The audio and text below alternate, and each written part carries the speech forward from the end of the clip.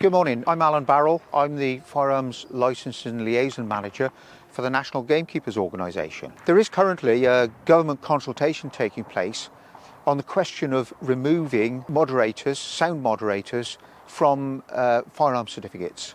This consultation is as a result of proposals put forward by the NGO and other shooting organisations that moderators should be removed from certificates. After all, there has been no crime recorded where anybody has been injured by a moderator.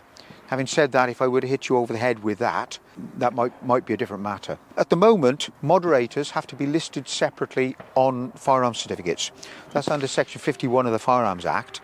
And it means that they're subject to the same level of control as all other Section 1 firearms. And really, it's a bit of a nonsense when you consider that the moderator is simply a tube like the silencer on a car with some baffles in it, which is used to reduce the sound caused by firing the rifle. The proposal is that moderators should be removed from certificates. It's a proposal that is backed by all the shooting organisations and incidentally by the police. Removing moderators from certificates will actually save a considerable amount of police time.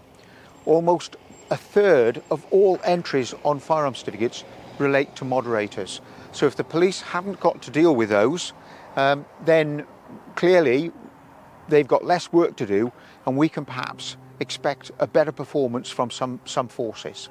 Currently, the law requires that every moderator for a Section 1 firearm shall be listed as a separate item on the certificate. This means that if something goes wrong with a moderator, the person has to go to the police and apply for a variation to actually replace that moderator. It puts moderators in the same position with regard to security and care and notification to the police if they're lost or destroyed as all other firearms. And to be honest, that's something of a nonsense when you consider it's a tube with some baffles in it. The proposal is that moderators should be removed from certificates, so you would no longer be required to have a separate entry on the certificate to possess a moderator. This will be good for shooters because, of course, shooters won't have to apply separately for a moderator. So it will reduce the time taken for them to be able to go out and buy a moderator from their gun shop. My belief is that the National Gamekeepers Organisation has got no concerns whatsoever about this piece of legislation, and we would urge people to go online and to complete the government consultation. The consultation ends at 10 a.m. on the 2nd of April, so we've got just a short period to do it. It requires you to answer 4 simple questions.